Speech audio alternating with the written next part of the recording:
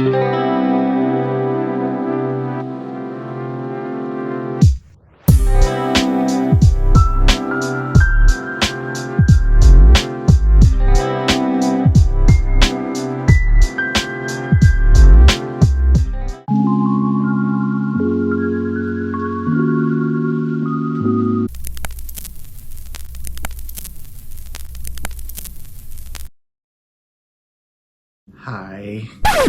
To those of you who don't overthink, how do you not?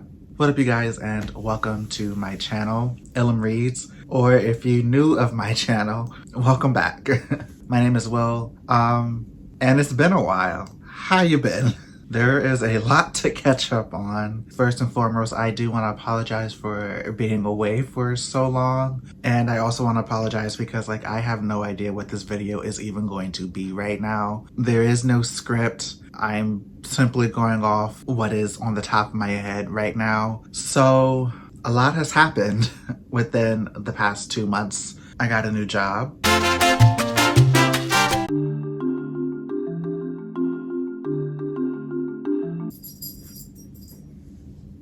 Are you done?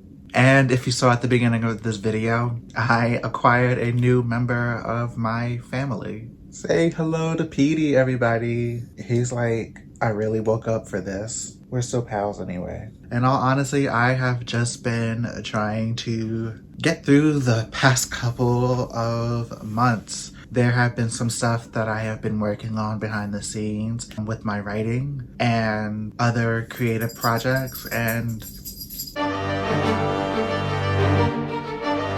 do you have to lick yourself right now? Other creative endeavors as well. That's been pretty exciting. But yeah, there have been some difficult challenges within the past couple of months as well. I'm just trying to, just get through those situations and everything. But other than that, this is life.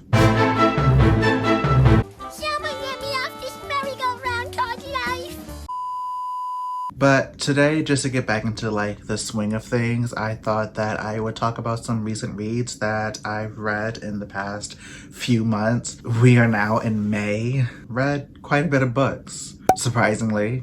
Yeah, I thought I'd just talk about some of those in this video real quick. So basically, I'm going to talk about the book that I'm reading right now, and that is The Cost of Knowing by Brittany Morris. The Cost of Knowing pretty much deals with a young man named Alex who suffers from having visions or premonitions anytime that he touches an object or someone. These visions have been occurring to him ever since the accident of losing both of his parents. So now he and his younger brother Isaiah are living with their aunt, and they are just trying to get through life basically and the loss of their parents right now. I'm not too far into it just yet. However, I am up to a point in the book where I'm not sure if this is going to be exactly a spoiler, but I'm gonna just say it anyway, so you've been warned.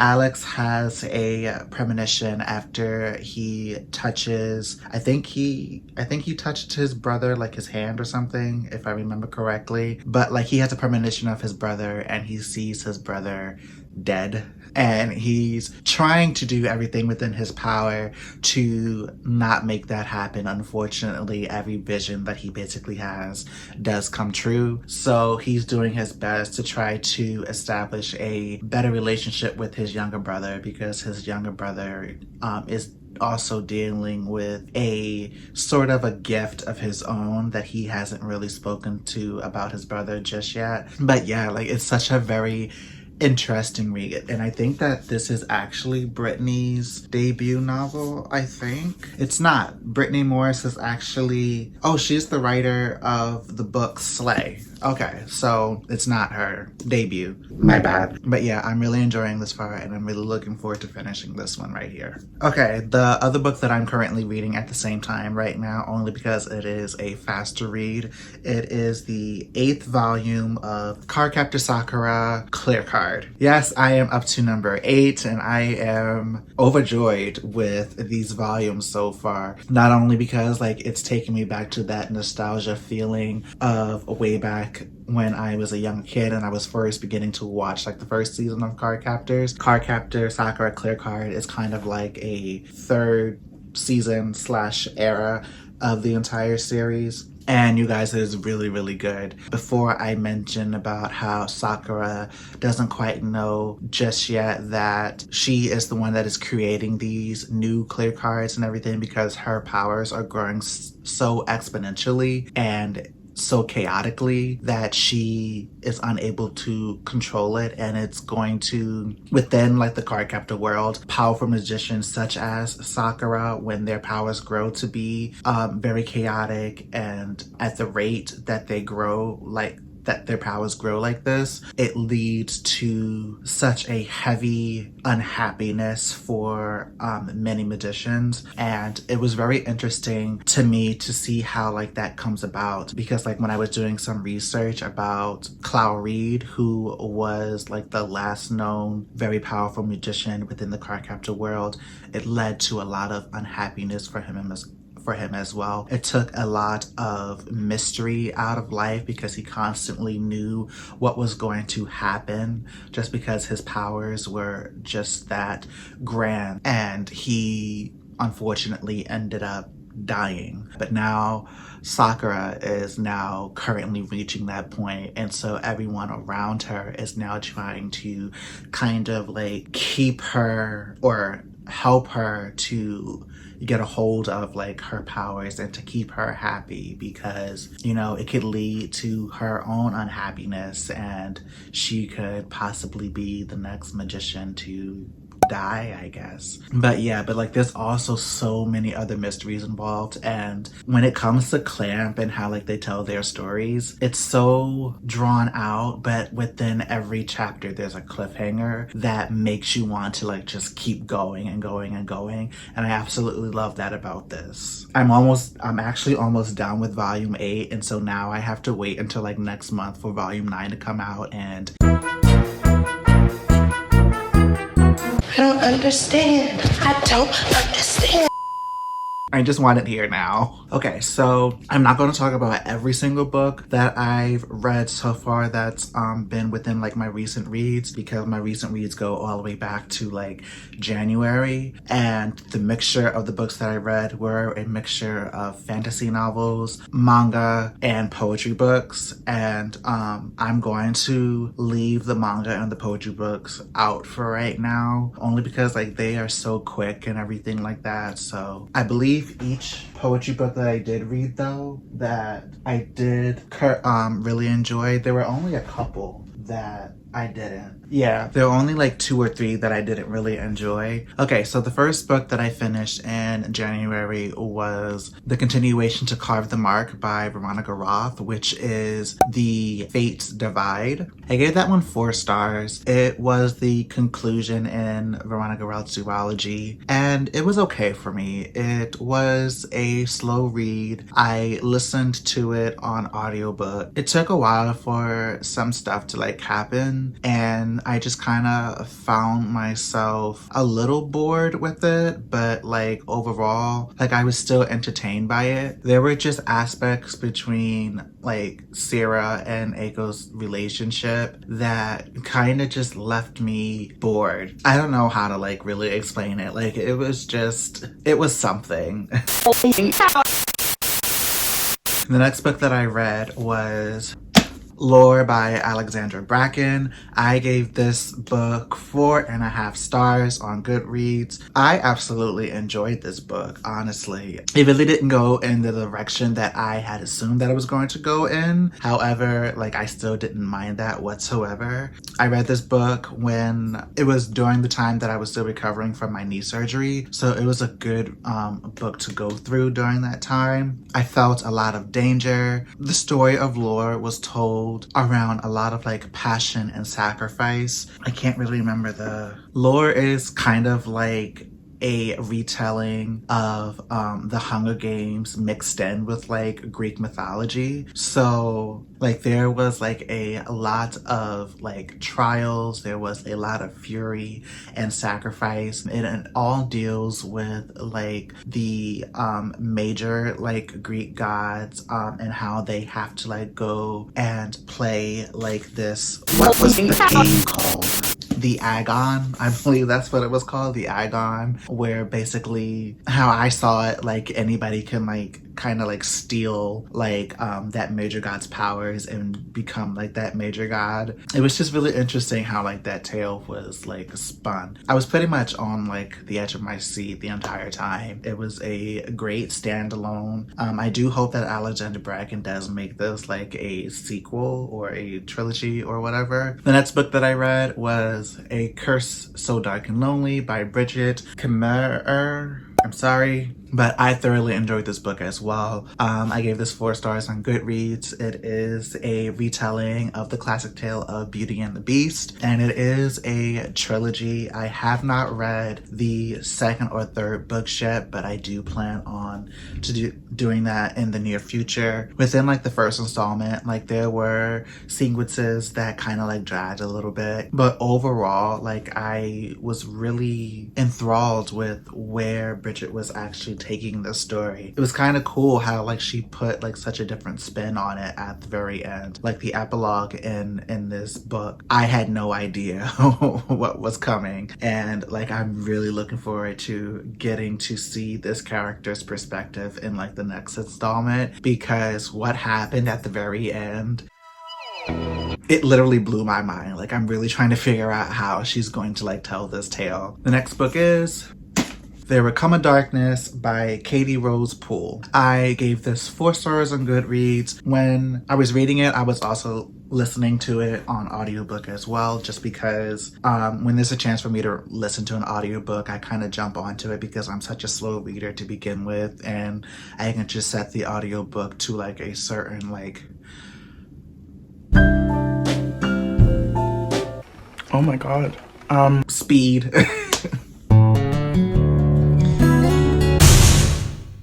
The beginning of There Will Come a Darkness, it has such a solid beginning. It tells of like this fantasy world where there is an age of darkness that is coming to like their world, and they are looking for like this lost prophet who is supposed to be like their savior, I believe it was. Once I started to get into like the middle of the book, it kind of got a little confusing for me, but I still enjoyed the overall journey of it and who the prophet actually ended up being, because there are like 5 different characters and they all share their different perspectives within the story. It did leave me a little bit confused between like the back and forth and everything like that, but once we got towards the end and things started to like unwind and unravel, I began to see like the big picture. I began to like understand a little bit more. I do have the sequel to There Will Come a Darkness. I believe Taffy actually gave it to me for Christmas. Yeah, I am gonna try to get to this one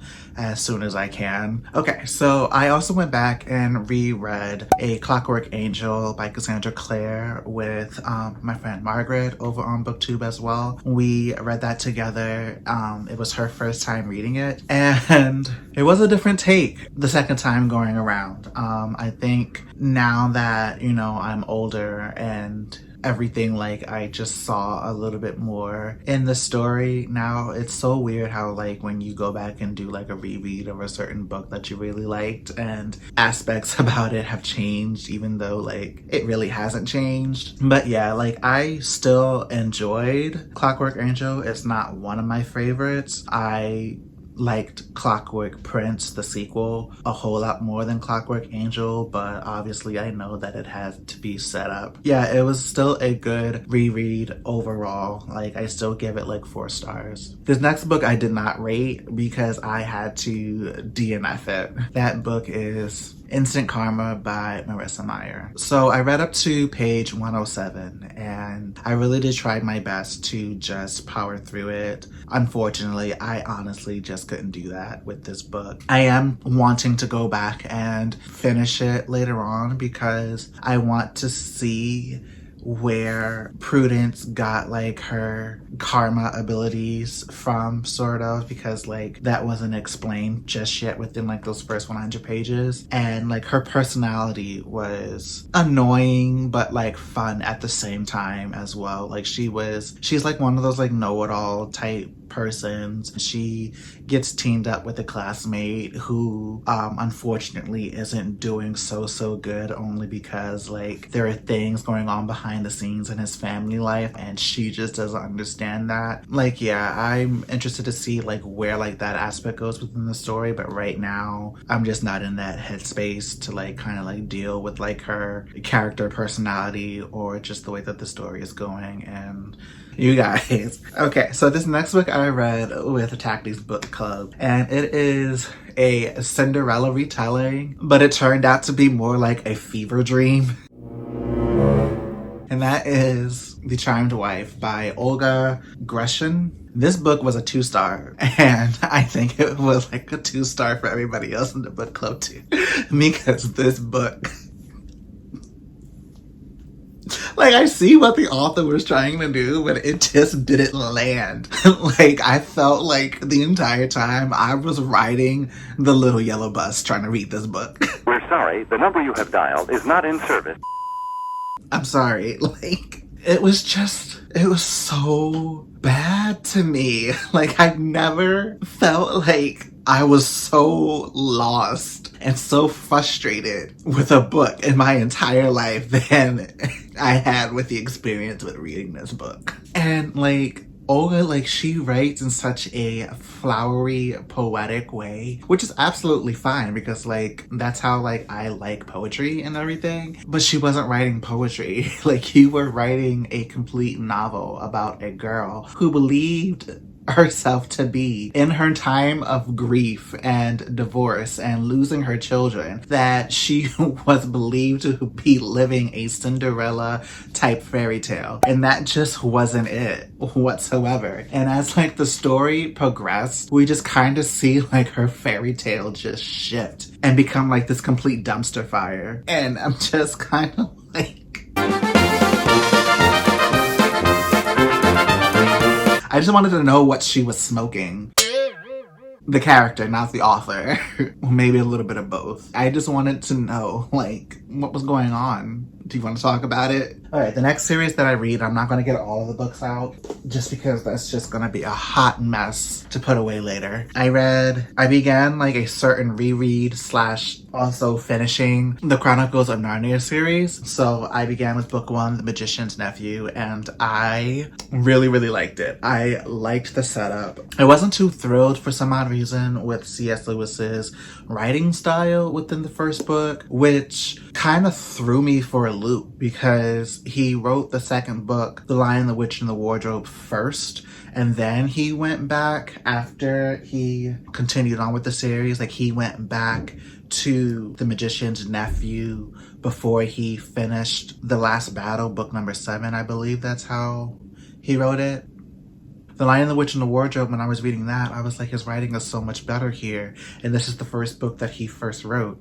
So why does this feel like I'm reading a 5th grader's essay? I don't know. I mean, but like, I still enjoyed the story very much. Like, I thoroughly enjoyed getting to see how Aslan created Narnia just by singing alone, and how he established the talking animals to be over the non-talking animals, and how he set up the first king and queen of Narnia, and just how Jadis, the White Witch, came about to be in Narnia, and how she kind of like set up her rule and made like this long-lasting winter for a time until she's obviously overthrown and killed by Aslan later on. The only book that I thoroughly did not enjoy throughout the whole entire series so far is The Horse and His Boy. In all honesty, I feel like C.S. Lewis could have like just left that book out.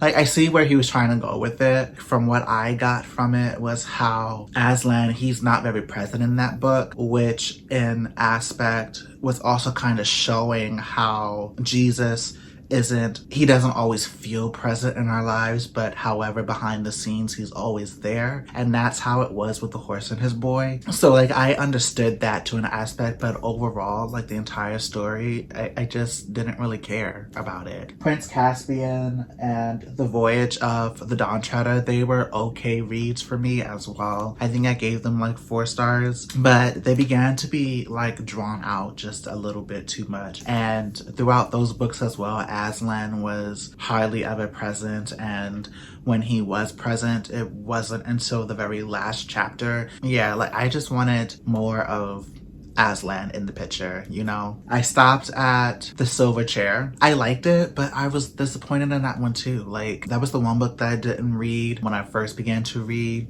the Chronicles of Narnia series, and I was really looking forward to getting to read that one, because like when I was looking up some behind the scene features of it, it was just interesting to see where like the Lady of the Green Kirtle, who was like the villain in that book, came from, because people were speculating that she could be like an aspect of Jadis or whatever, or they were supposed to be from like the same realm. But like, I don't know, like her story really wasn't set up. She was just kind of there to try to just take over Narnia too. And I'm just kind of like, these villains stories and like their want for taking over Narnia, like you just want to take over Narnia just to take over Narnia? Like, what was the reasoning? I don't know. I mean, she was just evil to just be evil, which is fine. I mean, that's a villain story and it's a children's book. So I didn't read The Last Battle just yet, but that is up on my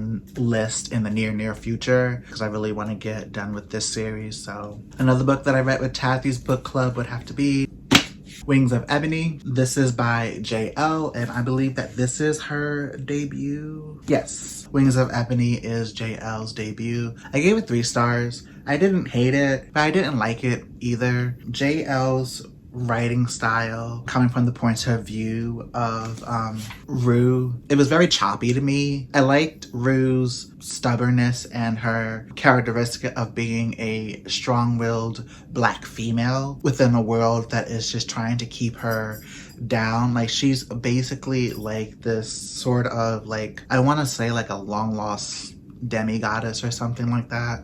It's really hard to explain. Like, the magic system was very unique and everything like that, but like I just found like a lot of flaws still. Like, I feel like the world of Rue and like her people, I can't remember like what her people are called, like the classification of like magic users that they are. It felt like it was still being set up to me. Like, I still liked it. Like, I'm not gonna give up on it, because if JL does continue with it, like I will read the sequel and give it another chance. But like, it kind of felt like Children of Blood and Bone to me a little bit, and y'all know how I feel about that series. So yeah. The next book I read was a book by one of my favorite authors, and that is Chain of Iron by Cassandra Clare. Okay, so this hurt my feelings to actually give this book this low of a rating for Cassandra Clare. I gave Chain of Iron 3 stars. It took me almost a month to get through, and it is a thick book, but that wasn't the problem. The problem was the fact that Cassandra Clare is getting to like this point in her writing career within the Shadowhunter realm where like she just begins to draw out so much of the story within just one installment that I'm beginning to lose my way. I was so interested in seeing what happened you know, after the marriage between Cordelia and James, and how they're basically going to like keep up this farce, because I mean, they only got married because James was trying to kind of save Cordelia's reputation. Like, yeah, there are feelings there, but at the same time,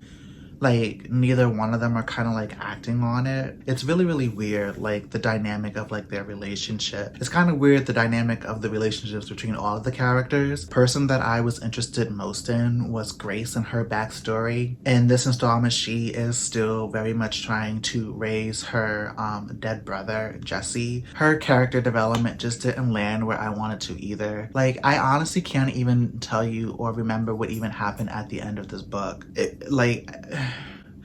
I kind of just went through a fog with this installment, and it made me sad because like I heard so many people say how they liked it within like the booktube community and on Goodreads and things like that. Like people's ratings were like good for it, but like at this point I'm just kind of like, for me personally, I'm just kind of like, I'm just getting bored with how drawn out like these characters' lives are now. Like it's just a lot of like angst, and I'm just kind of like, I don't know, like maybe I'm wrong for feeling this way. Yeah, that's how I felt. The other novel that I finished was The Lost Apothecary by Sarah Penner. This is Sarah Penner's debut novel, and it was really good. It is a mixture of a period telling, also with modern day perspective from one of the characters. I wasn't too sure how I was going to feel about that at first, but overall, like just the story about the characters and what they were going through dealing with like this certain apothecary way back in like the 18th century. It was really, really chilling and a little bit dangerous, and I felt for the women characters within this story. The character of